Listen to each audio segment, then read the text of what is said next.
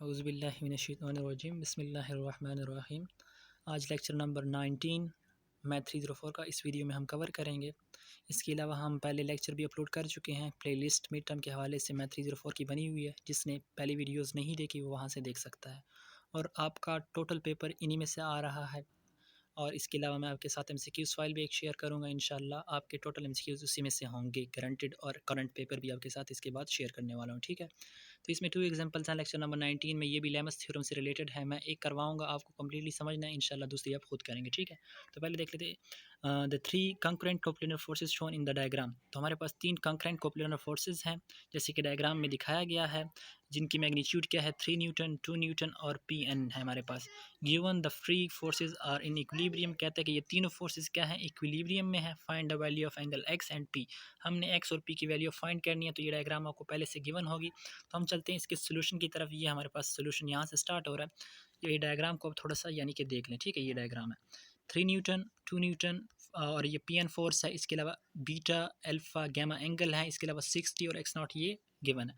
अब हमें क्या फाइंड करना है, आपको पता होना चाहिए कि अल्फा, चूँकि गैमा जो है वो 3 और p के दरमियान है, तो ये किसके बराबर होगा, 60 + 90 के बराबर होगा गैमा। आप याद रखना, पहले वीडियो की डिस्क्रिप्शन में किसी ने पूछा था कि ये हमारे पास कैसे यानी कि 90 आता है। तो हमारे पास देखें, ये एक्सिस और इस एक्सिस के दरमियान बॉक्स बन रहा है, स्क्वायर टाइप यानी कि बॉक्स बन रहा है। जब भी इस तरह बने तो एंगल आपने 90 लगाना है, वहाँ पे वो 90 के बराबर ही होता है, चाहे वो वैल्यू पहले से ना ही दे। तो आपके पास चूँकि गैमा क्या है 3n और p के दरमियान है, तो 90 + 60, तो अब हमारे पास गैमा क्या आ जाएगा, 90 + 60 आ जाएगा 150। तो ये गैमा की वैल्यू आपके पास फाइंड हो जाएगी, जो कि 150 है। और दूसरी बात, यहाँ पे आप बीटा देखें तो बीटा क्या होगी आपके पास, वो p और 2 के दरमियान है, तो वो असल में आपके पास होगी। चूँकि ये देखें, ये लाइन और ये लाइन इनके दरमियान बॉक्स है, तो ये 90 है। 90 + x = बीटा हम लिख सकते हैं, बीटा = 90 + x। तब हमारे पास जब हम बीटा निकाल लेंगे तो यहाँ से x की वैल्यू भी आसानी से निकाल सकते हैं, और फिर उसके बाद हम गैमा निकालेंगे और फिर p निकालेंगे, ठीक है। ये जस्ट ये याद रखना। अब चलते हैं, हमने क्या निकाल लिया, यहाँ से गैमा की वैल्यू 150 निकाल ली। अब हम रिलेशन लिखते हैं। रिलेशन क्या होता है हमारे पास लेमस थ्योरम में, कि अपोजिट फोर्सेस के बटा में हम क्या लिखते हैं, उनके एंगल जो अपोजिट होते हैं, यानी कि 2/sin गैमा। इस तरह हमारे पास sin गैमा 150 है, 150 आ जाएगी। इस तरह 3/sin बीटा आ जाएगा और p/sin अल्फा आ जाएगा। ये हमने लेमस थ्योरम लगाया। अब हम क्या करते हैं, इस रिलेशन में पहले 2 को लेते हैं, तो वो क्या होता है, sin 3/sin बीटा ये वाला ले लेते हैं, और साथ में 2/sin 50 ले लेते हैं। तो इससे हम क्या, sin बीटा, पहले बीटा फाइंड करते हैं, रीअरेंज करेंगे, क्रॉस मल्टीप्लिकेशन देंगे, 3 × sin 150 हो जाएगा और 2 × sin बीटा हो जाएगा। इसको मज़ीद सॉल्व करते हैं, 2 इस साइड पे डिवाइड हो जाएगा, 3/2 हो जाएगा, और sin 150 जो होता है वो 1/2 के बराबर होता है। टोटल इसको सॉल्व करें तो 3/4 हो जाएगा, और ये साइन उस साइड पे जाके इन्वर्स होगा। 3/4 का साइन इन्वर्स होता है 48.6 डिग्री। तो बीटा हमारे पास आ गया।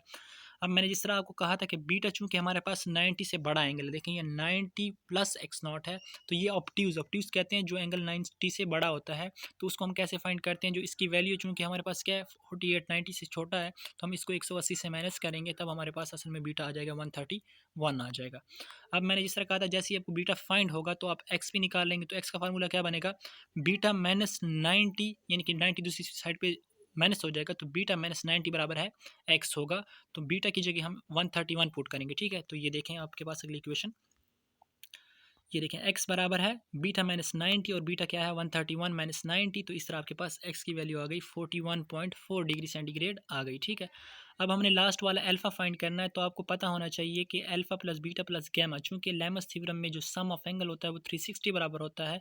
ये एमसीक्यूज बार बार पूछा जा रहा है, याद रखना, इंशाल्लाह आपके पेपर में भी आएगा। तो इसको याद रखें कि sum of angle in Lami's theorem में क्या होता है, 360 होता है। अब हमारे पास बीटा भी फाइंड है, गैमा भी फाइंड है, यहाँ पे पुट करें और दूसरी साइड पे लेके जाएं, तफरीक करें, तो आपके पास अल्फा की वैल्यू आ जाएगी 78.6 डिग्री सेंटीग्रेड आपके पास, यानी कि एंगल सारे फाइंड हो गए।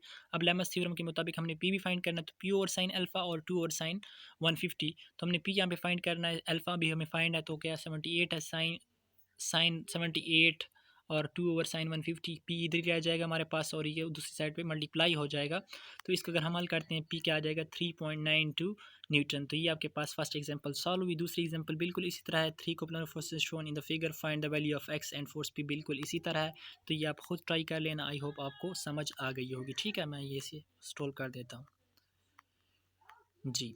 Thank you for watching. इंशाल्लाह नेक्स्ट वीडियो हम अपलोड करेंगे। लेक्चर नंबर 20 की।